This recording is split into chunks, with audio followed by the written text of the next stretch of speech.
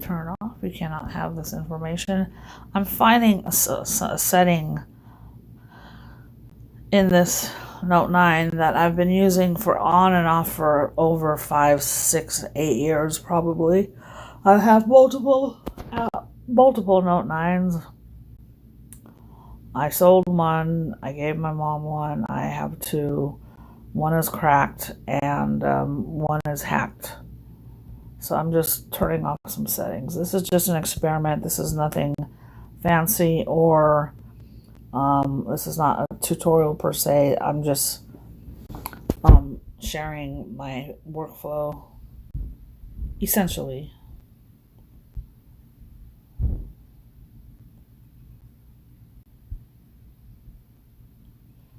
Turn off on all devices. I'm not even logged into a Samsung account, so this is why I'm concerned.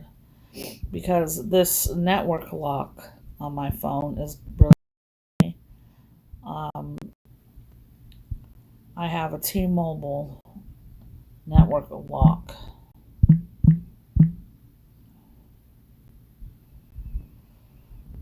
And this phone is unlocked, and I've been using it for 2-3 years just as is. No problems, no issues. I can put a different GSM in and out SIM card with whatever carrier I feel like at any point in time, and all of a sudden it has a network lock. And I've called Verizon. They said it's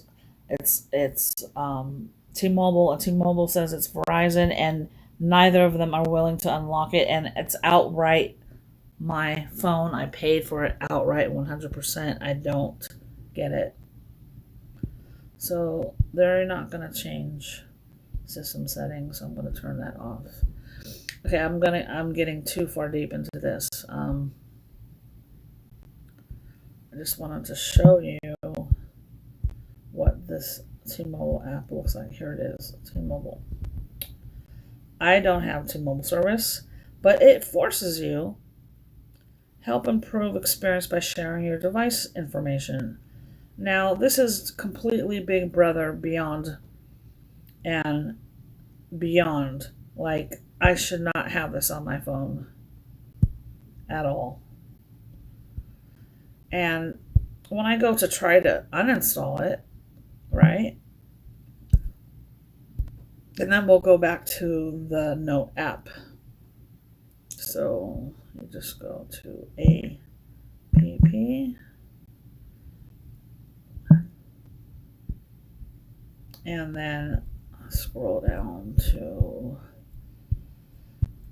and I would have never known that I was hacked if I didn't have a little weird glitch and keep finding these strange logs that are hidden in the internal storage, but I can see them because it's before Android made the default Android folder with the data, the OBB, and the media non-accessible from the first tier of storage in the internal drive. So if I come down here to T-Mobile, where are you?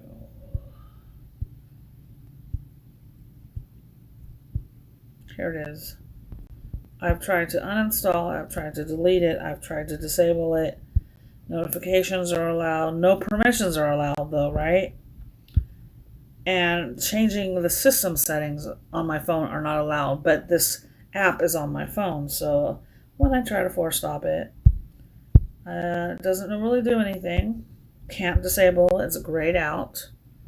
So what I constantly am finding myself doing is clearing the data.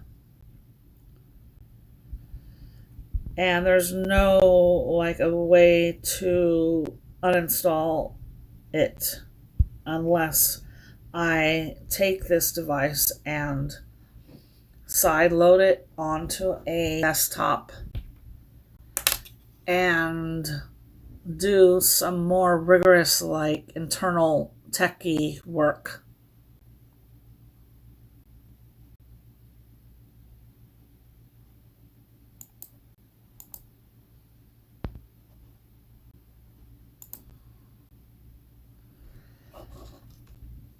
So that's one. And then there's network. N-E-T. Network. Maybe it's not. But you can look at system apps. So let's look at special access first.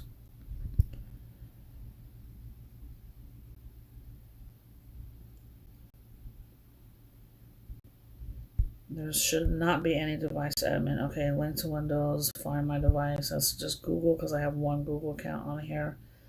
But it's not turned on. Adaptive notifications. Android adaptive. I've never seen that before. And I think that someone tried to remotely also root this phone unsuccessfully. And that could be a byproduct. But there's all kinds of logs. I'll show you in a second. So I turned that off because I've never seen that before. I don't have any cellular service on here. Use allow app while data saver on. None. Okay, but I do have a lot of modified apps. Okay, so here's a dead giveaway. I don't use Samsung apps. This is not connected to a Samsung account, but it is backed up to a Samsung account. So what I do is I use the Samsung Cloud to back up my device pretty decently and quickly, and then use the Samsung Switch device to restore it in case I decide to wipe my phone, change the phone, whatever I decide to do. But I don't keep the Samsung account on. As soon as I get my information, I use it like a temporary cloud space. I upload it to the device, save what it can. It's good at restoring your files. Smart Switch is pretty straightforward, easy enough to do, and basically you can get all of your account settings and Google accounts back. So usually when you back up a phone or you clone it, you don't always have the cloned version with your accounts logged in. Like you have to re-log into your accounts, but not with Smart Switch. When you do a phone swap from whether it's Android to iOS, iOS to Android, your accounts and being logged in will reflect on the device that you're sending the data to, which I think is awesome. But here's what I'm trying to point out is that there is something called group sharing, Samsung group sharing on, and say Samsung account. It's why does the app need to be on while my data saver is on? I'm not using any data. I'm only using Wi-Fi. So that needs to be off. And then there was group sharing.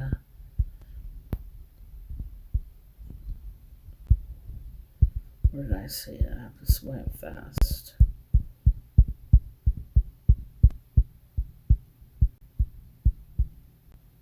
Group sharing is on. That should not be on. That means that, say, if I'm being Bluetooth jacked or Wi-Fi throttled or whatever, jacking into my Wi-Fi in the peripheral of the Bluetooth level frequencies, they could be transmitting and intercepting my data and sharing that to whatever devices are in my peripheral if they have infiltrated the network.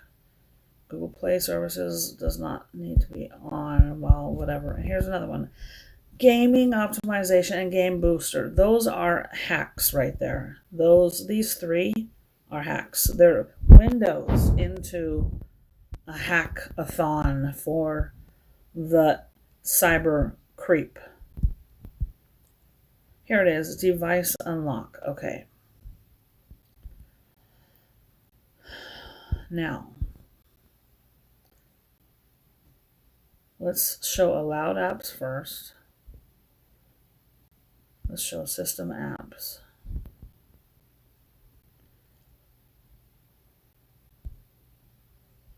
Now, that's very weird because these are modified apps that I have made a bunch of, and they should not be in the category of system apps. So let's hide the system apps and do this again. So these are all like, regular APKs and stuff that I've downloaded either on the net or from the Play Store or from a cloned app builder or whatnot. Now, here's the app that I was referring to. It's called App Cloner. It's really, really awesome. If you guys can find a copy and have it running on one of your older Android devices, I highly recommend it. And you want to get the premium unlocked mod version. Okay, show system apps. Okay, I want to do that one more. I'm going to do that real quick. Hide system apps. Show system apps. Huh. What is that? Okay. Special access. Now let's do this again. Default apps. SMS. Opening links and apps. What are the instant apps?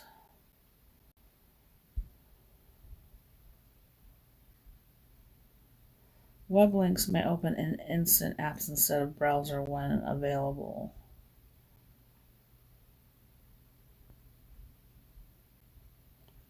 Even when the setting is turned off, you can always continue to try instant apps by clicking on links that are Google Play branded. I don't trust that. I'm going to turn that off for now. Phone app. System default. I don't want Google Assistant app. We're not going to analyze on-screen text or images. I don't know how to turn it off. Can't disable it. Speech output. None. See, it says full. That should be off. Wow.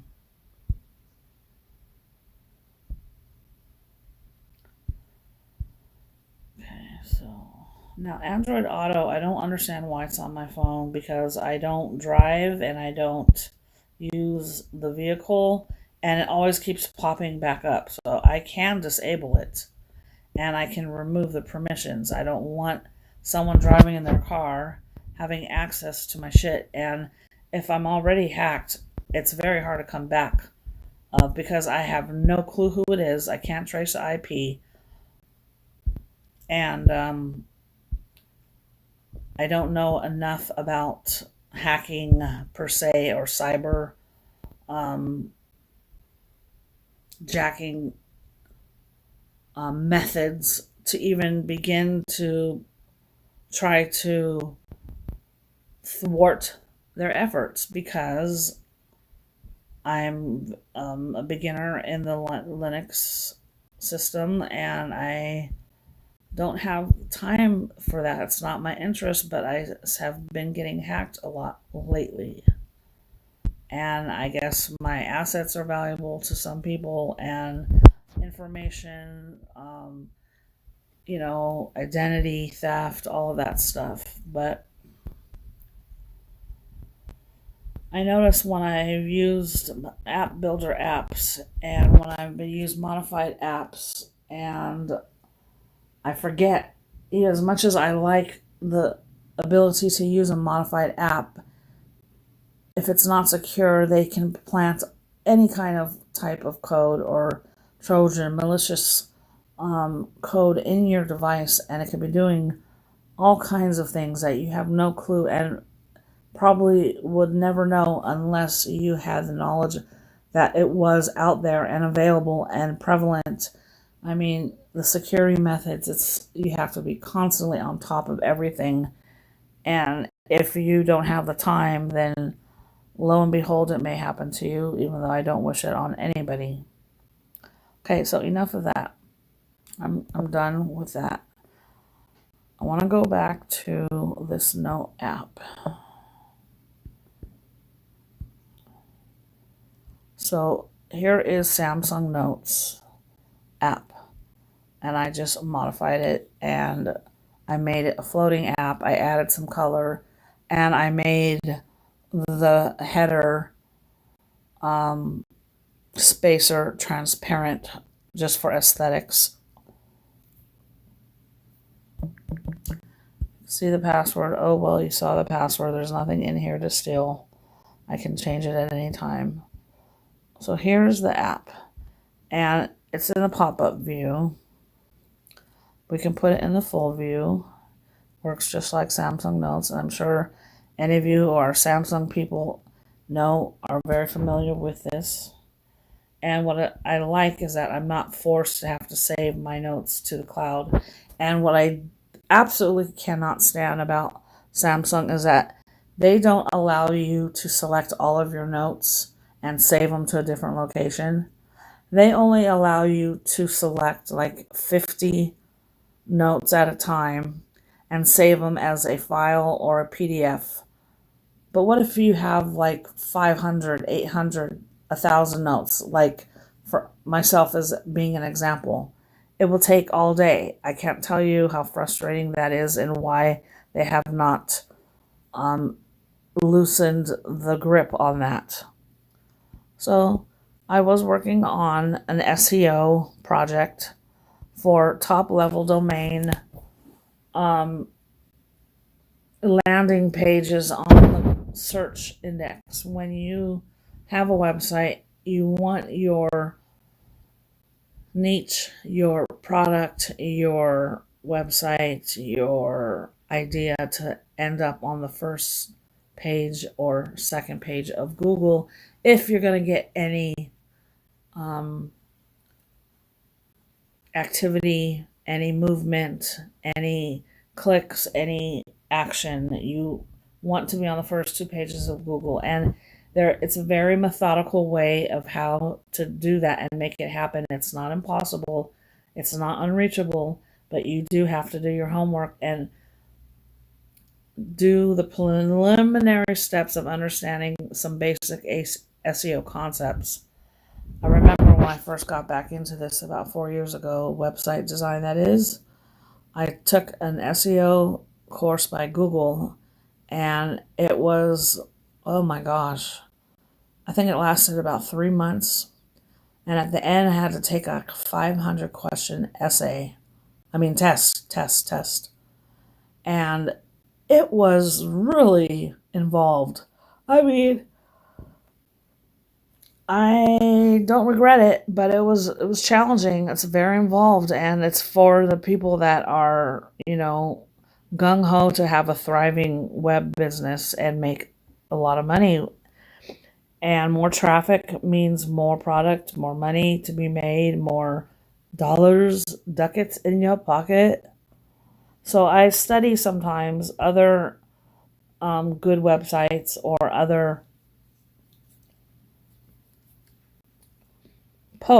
web posts, to see how they structure their headings, their keywords, their hashtags, their links, their presentation. And I just took 2 clippings from a recent search I did, and I screenshotted them and made a note of it.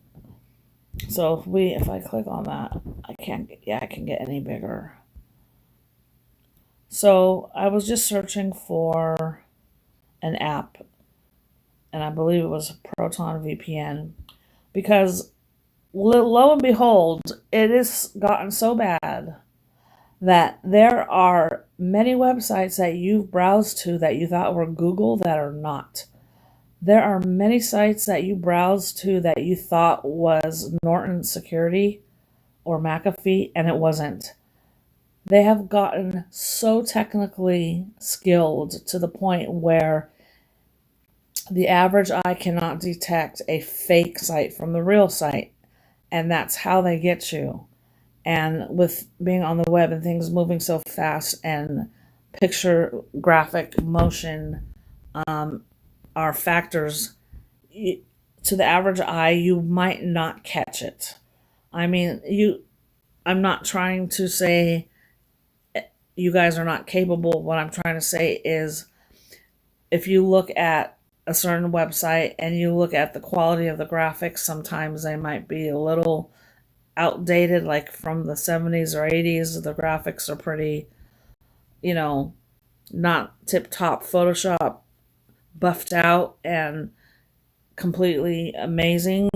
Some people don't have websites up to par like that, responsive and fluid and new looking. So often you might be able to tell based on the graphics. And that's what I've learned over the years, because that is my expertise and my background is in graphic design,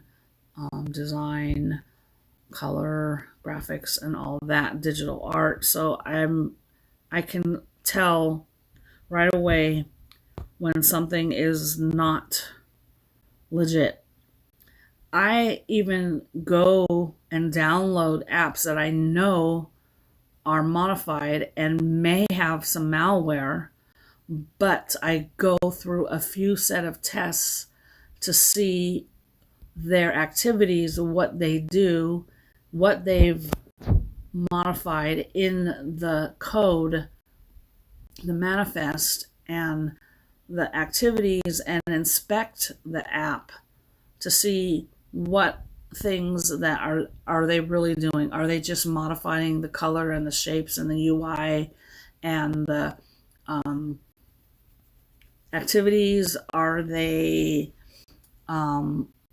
redirecting you to open network usage and redirect your activity to some random URL on the web that then does some other kind of trickery, foolery, and then hijack your data and in transit? When I first started getting into Android apps, I saw before my eyes on my cell phone an app that is very famous and is still on Play Store. It's a beauty camera, pink girly phone camera app for taking pictures and dolling them up. Girls, it has like over 10 million downloads. Well, just so you know, and this is a fact, a true story, when that app first came out, I downloaded it and I tested it for a little bit, and it didn't stand out from the rest per se. It just looked like a neat app. It had a lot of good reviews, had a lot of downloads, so I thought I'd try it. Well, out of the blue, one day when I was using the gallery app to look at the photos that I created in that app, I remember going into my internal storage and copying, pasting some photos from one folder to another. And lo and behold, my phone locked up, like the controls of the buttons locked up, and I saw a dialer. How would you say? Not a dialer. The little bar that increases with time and speed, like a progress bar. I saw a line going across horizontally my screen, and I saw file names like being transferred to some location that I have no clue. I just saw all of these files names moving at the speed of light in this thing going across my screen. And I'm like, what is going on? I couldn't stop it. I couldn't back out of the app. I didn't want to turn the phone off because I thought I was going to lose my photos. What it did was that app had a script which basically collected every single JPEG and PNG that I had in my gallery, which was about 4,800 images. It intercepted them, compressed them, and zipped them up into a non-viewable thumbnail data file and hid it in a folder outside of the app in the Android framework's library. And how I know this is because as I saw it happening, I felt it in my gut, and I didn't know exactly where the information was going, but they left traces of it because it was like Android 7, and we're on Android 15 right now. So you won't see that kind of stuff very often. And I could not believe it. Could not believe it. Now, I wasn't able to take that folder, compress it, and get my images back. But whoever did that has my complete gallery library and could do whatever they want with it. And all of my private files are in the deep dark web.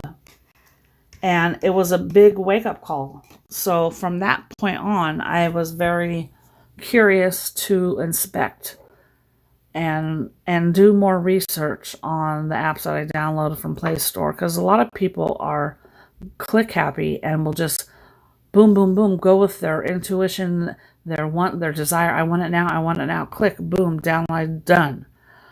They might not even care about the reviews. They just want the app because they want it. So I'm telling you, some of the best apps that I have found over the years are not the 10 million download apps or the first 3 apps that pop up when you do a search for like a productivity app. And there's a very strict algorithm the Google Play Store uses that is fail-safe, and the people with the dinero that are making the downloads and people are paying the premium prices for the versions of that app, those are the people that get the top level placement in the algorithm of how they place the Google Play Store apps. Just like Amazon apps, just like Amazon Store. You get the idea. Just like the internet, when you go to Google, there's always the billionaire club, I call them, are the same people that you like, maybe 10 or 12 big ballers that land up on the front pages. Reddit, Walmart, Pinterest, New York Times, or, that's just to say a few. So maybe Wired Tech or Tech Radar, or, these companies, they pay hundreds of millions of dollars in advertising, marketing to get those sponsored spots. So it's very biased. It's not fair to the human race to have them hog up the resources and infiltrate what you would be a true query search to get the true data, the truth information of what you're searching for. We've wasted hours and years and days and time, endless scrolling through crap after crap after crap after crap.